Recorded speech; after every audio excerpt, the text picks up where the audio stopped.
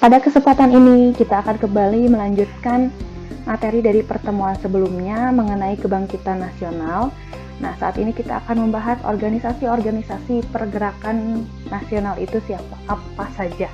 Yang pertama ada Budi Utomo, artinya adalah perangai baik. Organisasi Budi Utomo ini merupakan organisasi pertama yang digagas oleh Dr. Wahidin Sudirohusodo dan didirikan oleh Sutomo sebagai ketua dan Gunawan sebagai bendahara. Tanggal berdiri organisasi ini yaitu tanggal 20 Mei 1908 di Jalan Abdurrahman Saleh nomor 26 Jakarta. Untuk susunan keanggotaannya, yang pertama ada Sulaiman dan Suwarno sebagai sekretaris, R. Angka sebagai komisaris, M. Suwarno dan Muhammad Saleh sebagai anggota. Adapun tujuan dibentuknya organisasi Budi Utomo yaitu ingin memajukan pengajaran dan kebudayaan dalam berbagai bidang. Intinya, organisasi Budi Utomo dibuat untuk memajukan pengajaran di Indonesia melalui kebudayaan-kebudayaan yang baik agar seluruh rakyat Indonesia ini mendapatkan pengajaran tentang akhlak yang baik. Kemudian yang kedua ada Sarekat Islam dan Sarekat Dagang Islam. Apa bedanya? Bedanya yang pertama, untuk Sarekat Islam didirikan oleh Tirto Adi Suryo tahun 1908 di Batavia yang saat ini berganti nama menjadi Jakarta. Kemudian untuk Sarekat Dagang Islam didirikan oleh Haji Samanhudi tahun 1911 di Solo. Tujuan dari Sarekat Islam didasarkan pada agama dan ekonomi, yaitu menghimpun dan memperkuat kemampuan para pedagang Islam agar dapat bersaing dengan para pedagang Tionghoa dan India.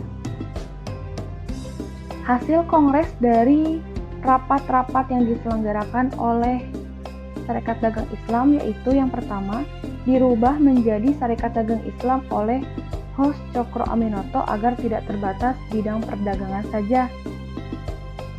Hos Cokro Aminoto menjadi ketua. Organisasi selanjutnya yaitu Indis Partis. Indis Partis ini didirikan oleh 3 serangkai, yaitu yang pertama Dois Dekker, kedua Dr. Cipto Mangunkusumo, yang ketiga adalah Suwardi Suryaningrat. Di Bandung tanggal 25 Desember 1912. Tujuan dari dibentuknya Indis Partis adalah yang pertama meningkatkan jiwa nasionalisme untuk memajukan tanah air berlandaskan jiwa nasionalisme dan memajukan kehidupan rakyat yang bebas merdeka. Jadi tujuannya adalah bagaimana organisasi ini memajukan tanah air ini dengan kehidupan rakyat yang sangat bebas untuk merdeka. Nah, komitmennya adalah menyatukan semua golongan di Indonesia, baik golongan Indonesia asli, Tionghoa, Arab maupun golongan Indo.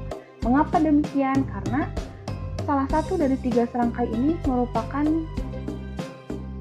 bukan asli pribumi, yaitu bernama Dois Dekker. Nah, Indis Partis ini melakukan pergerakannya yaitu melalui surat kabar bernama Day Express. Dalam surat kabar tersebut sering memuat bagaimana cara untuk merdeka dari Hindia Belanda. Kemudian mari kita bandingkan bagaimana perjuangan sebelum dan sesudah tahun 1908. Artinya, kita membandingkan bagaimana perjuangan sebelum kita mengenal pergerakan nasional, sebelum adanya politik etis maupun pintu terbuka. Nah, kita bandingkan yang pertama ada sebelum tahun 1908, pergerakan dipimpin raja atau bangsawan dan tokoh agama. Sedangkan sesudah tahun 1908, itu dipimpin dan digerakkan oleh kaum terpelajar, karena tadi sudah ada pendidikan. Kemudian, pada sebelum tahun 1908, itu masih bersifat kedaerahan, masih bersifat daerah A dengan daerah B. Sedangkan setelah tahun 1908 bersifat nasional dan telah ada kerjasama antar daerah. Jadi tujuannya berbeda. Ketika sebelum tahun 1908 tujuannya hanya untuk daerahnya saja, sedangkan setelahnya itu bertujuan agar seluruh rakyat Indonesia ini merdeka. Kemudian ada perbandingan selanjutnya, tahun 1908 sebelumnya itu bersifat fisik atau perjuangan dilakukan dengan mengangkat senjata. Sedangkan setelahnya bersifat diplomasi dengan cara-cara modern. Artinya ketika sebelum 1908 itu masih terjadi peperangan. Sedangkan setelah tahun 1908 untuk melakukan negosiasi itu dengan cara diplomasi. Rapat, berunding, kongres itu adalah perjuangan-perjuangan setelah tahun 1908. Adapun perbandingan selanjutnya yaitu terfokus pada pemimpin karismatik. Sedangkan sesudah tahun 1908 ini memiliki organisasi kaderisasi.